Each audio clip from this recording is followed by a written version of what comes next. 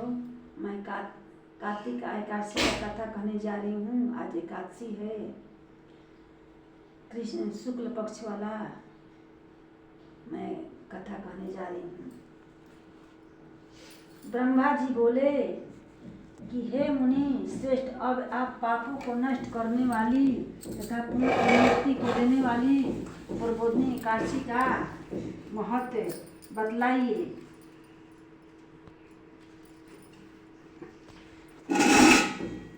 मुनि भागीरथी गंगा मनुष्य को सब तब तक फल देती है जब तक कि कार्तिक मास की प्रबोधिनी एकादशी नहीं आती। तीर्थ, नदी, समुद्र आदि तभी तक फल देती है जब तक प्रबोधिनी एकादशी नहीं आती। कार्तिक मास शुक्ल पक्ष की प्रबोधिनी एकादशी के व्रत का फल 1 सहस्त्र अश्वमेघ 100 राज सूर्य जग के फल के बराबर होता है। नारद जी पूछा कि हे पिता, एक संध्या को भोजन करने से, रात्रि में भोजन करने तथा पूरे दिन उपवास करने से क्या क्या फल होता है?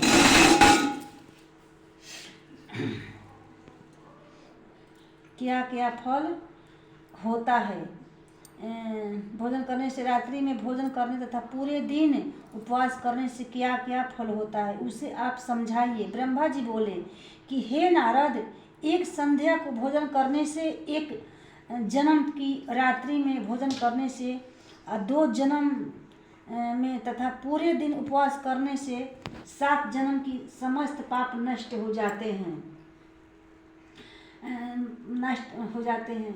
जिस वस्तु का त्रिलोक में मिलना दुष्प्राय है, वह वस्तु प्रबोधिनी एकादशी के व्रत से मिल जाती हैं। प्रबोधिनी एकादशी के व्रत के प्रभाव से सुमेरु पर्वत के समान कठिन पाप क्षण मात्र में ही नष्ट हो जाते हैं। अनेकों पूर्व जन्म के लिए ही बुरे कर्मों को प्रबोधिनी एकादशी का व्रत क्षण भर में नष्ट हो जाते हैं। जो मनुष्य अपने स्वभाव अनुसार इस प्रबोधिनी एकादशी को विधि पूर्वक व्रत करते हैं, उन्हें पूर्ण फल प्राप्त हो जाते हैं। हे मुनीश्वर, जो मनुष्य श्रद्धा पूर्वक थोड़ा भी पुण्य करते हैं, वह उसका पुण्य पर्वत के समान अटल हो जाते हैं। जो अपने हृदय के अंदर ही ऐसा ध्यान करते हैं, उनकी बीती हुई तथा आने वाली 10 रात्रि पीढ़ियों विष्णु लोक में जाकर वापस करती है और नरक में अनेक दुखों को भोगते हुए पितृ विष्णु लोक में जाकर सुख भोगते हैं। ब्रह्म हत्या आदि महान पाप भी प्रबोधिनी एकादशी के दिन रात्रि को जागरण करने से नष्ट हो जाते हैं। प्रबोधिनी एकादशी को रात्रि को जागरण करने का फल अवश्य मेघ आदि यज्ञों के फल से अधिक होता है। समस्त तीर्थों में जाने तथा गौ, स्वर, भूमि आदि के दान का फल कार्तिक मास के शुक्ल पक्ष की प्रबोधिनी एकादशी के रात्रि के जागरण करने के फल के बराबर होता है। इस संसार में उसी मनुष्य का जीवन सफल है जिसने प्रबोधिनी एकादशी के व्रत के द्वारा अपने कुल को पवित्र किया है। संसार में जितने भी तीर्थ हैं तथा जितने ही तीर्थों की आस से की जाती है, वह प्रबोधिनी एकादशी का व्रत करने वाले का घर में रहते हैं। मनुष्य को समस्त कर्मों को त्यागते हुए भगवान की प्रसन्नता के लिए कार्तिक मास की प्रबोधिनी एकादशी का व्रत करना चाहिए। जो मनुष्य एकादशी का व्रत को करता है, वह धनवान, योगी, तपस्वी तथा इंद्रों को जीतने वाला होता है, क्योंकि वह एकादशी भगवान का विष्णु की अत्यंत प्रिय है।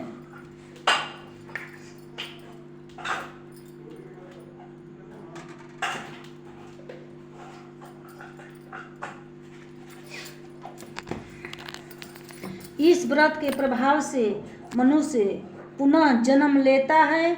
इस व्रत के प्रभाव से कामिक, वाचिक और मानसिक पाप नष्ट हो जाते हैं। इस एकादशी के दिन को भी भगवान की प्राप्ति के लिए दान, तप होम यज्ञ आदि करते हैं उन्हें अक्षय पुण्य मिलता है। प्रबोधिनी एकादशी के दिन भगवान की पूजा करने से बाल यौवन और वृद्धावस्था के समस्त पाप नष्ट हो जाते हैं।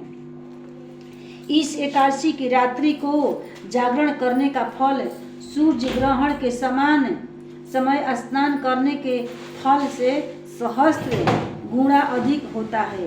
मनुष्य जन्म से लेकर जो पुण्य करता है वह पुण्य प्रबोधिनी एकादशी के व्रत के पुण्य के सामने व्यर्थ है। जो मनुष्य प्रबोधिनी का व्रत नहीं करते हैं उन्हें समस्त पुण्य व्यर्थ हो जाते हैं। इसलिए हे नारद, तुमको भी मैं विधि पूर्वक विष्णु भगवान की पूजा करनी चाहिए।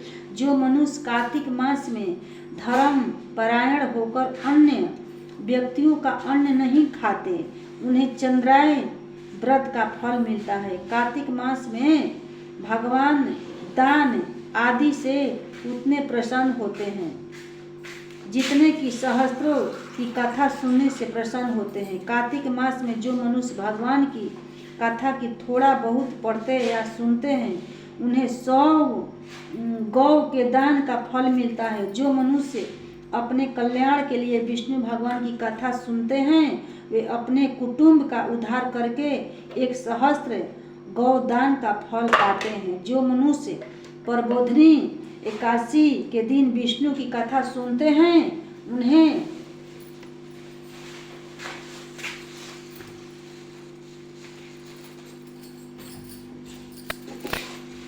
सातों दीपों के दान का फल मिलता है। जो विष्णु की कथा भक्ति पूर्वक सुनते हैं और कथा बाँचने वाले ब्राह्मण को यथोचित पूजा करते हैं तथा उसे संतुष्ट करते हैं वे उत्तम लोक को जाते हैं। इस पर नारद जी बोले कि हे ब्रह्मा जी, अब आप एकादशी का व्रत का विधान कहिए और कैसे व्रत करने से कौन सा पुण्य मिलता है वह भी समझाइए।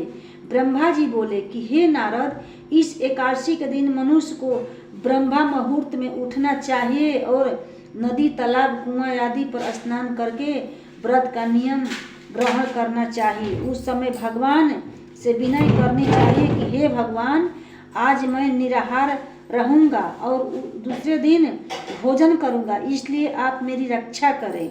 इस प्रकार विनय करके भगवान की पूजा करनी चाहिए और व्रत का प्रारंभ करना चाहिए। उस रात्रि को भगवान के समीप गीत नित्य बाजे तथा कथा कीर्तन से समय व्यतीत करनी चाहिए। प्रबोधिनी एकादशी के दिन कृपणता को त्याग कर बहुत से पुष्प अगरबत्ती धूप आदि से भगवान की आराधना करनी चाहिए। शंख के जल से भगवान को अर्घ देना चाहिए। इसका फल तीर्थदान आदि से करोड़ गुना अधिक होता है। जो मनुष्य अगस्त पुष्प से भगवान की पूजा करते हैं उनके सामने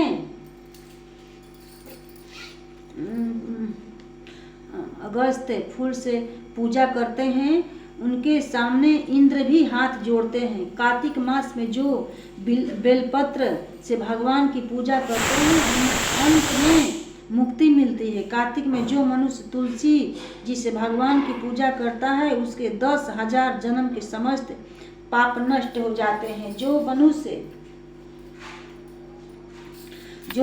इस नाम में श्री तुलसी जी के दर्शन करते हैं या छूते हैं या ध्यान करते हैं या कीर्तन करते हैं या रोपण अथवा सेवा करते हैं वे 1000 कोटियों युग तक भगवान के घर में रहते हैं। जो मनुष्य तुलसी का पेड़ लगाते हैं उनके कुटुंब में जो पैदा होते हैं वे प्रलय के अंत तक विष्णु लोक में रहते हैं। जो भगवान की कुटुंब पुष्प से पूजा करते हैं वह यमराज के दुखों को नहीं पाते। समस्त मनोवांछित फलों को पूजा करने वाले भगवान कुटुंब पुष्प को देखकर अत्यंत प्रसन्न होते हैं। यदि उनकी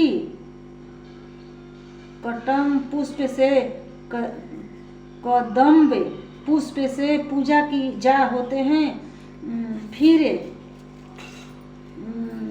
बास ही क्या है जो गुलाब के पुष्प से भगवान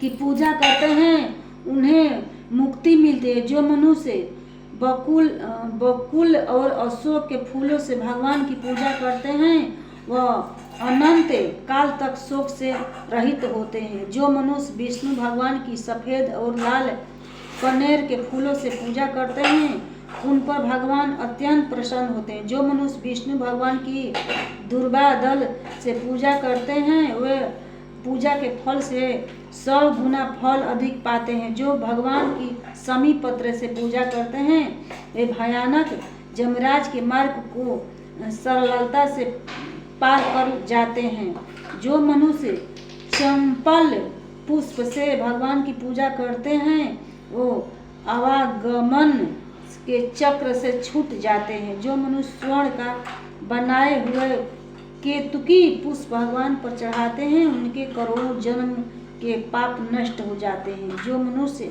भगवान के पीले और रक्त वर्ण कमल के सुगंधित फूलों से पूजा करते हैं उन्हें श्वेत दीप में स्थान मिलता है। इस प्रकार रात्रि में भगवान की पूजा करके प्रातः काल शुद्ध जल की नदी में स्नान करना चाहिए। स्नान करने के पश्चात भगवान की प्रार्थना करनी चाहिए। घर आकर भगवान की पूजा करनी चाहिए। इसके बाद व्रत के लिए ब्राह्मणों को भोजन कराना चाहिए और दक्षिणा देकर मीठे वाक्यों द्वारा उनके विदा करनी चाहिए। इसके उपरांत भोजन गौ और दक्षिणा से गुरु की पूजा करनी चाहिए और ब्राह्मणों की भूर्ज सी दक्षिणा देकर नियम को छोड़ना चाहिए। ब्राह्मण को यथाशक्ति दक्षिणा देनी चाहिए। जिस ब्राह्मण को रात्रि में भोजन करावे स्वर्ण सहित बैल दान करना चाहिए। जो मनुष्य रात्रि स्नान करते हैं उन्हें दही और शहद दान करना चाहिए। जो मनुष्य फल की आशा करते हैं उन्हें फल दान करना चाहिए। तेल की जगह घी और घी की जगह दूध और अन्नों में चावल दान करना चाहिए। जो मनुष्य इस व्रत में भूमि पर शयन करते हैं उन्हें सब वस्तुओं सहित शयन दान करनी चाहिए। जो मौन धारण करते हैं उन्हें स्वर्ण सहित तिल दान करनी चाहिए। जो मनुष्य कार्तिक मास में उपाहन धारण नहीं करते उन्हें उपाहन दान करना चाहिए। जो मनुष्य मास में नमक त्यागते हैं उन्हें शक्कर दान करनी चाहिए। जो मनुष्य नित्य प्रतिदिन देव मंदिर में दीप जलाते हैं उन्हें स्वर्ण या तांबे के दीप को घी तथा बत्ती सहित दान करनी चाहिए। जो मनुष्य चतुर्मास व्रत में किसी वस्तु को त्याग देते हैं उन्हें उस दिन से पुनः ग्रहण करनी चाहिए। जो मनुष्य प्रबोधनी एकादशी के दिन विधि पूर्वक व्रत करते हैं उन्हें अत्यंत सुख मिलता है और अंत में स्वर्ग को जाता है। जो मनुष्य चतुर्मास व्रत को बिना किसी विघ्न के पूरा कर देते हैं उन्हें दोबारा जन्म नहीं मिलता। जिस मनुष्य का व्रत खंडित हो जाता है वह नरक को जाते हैं। जो मनुष्य इस एकादशी के महत्व को सुनता व पढ़ता है उसे उनके अनेक दान का फल मिलता है। विष्णु भगवान की जय।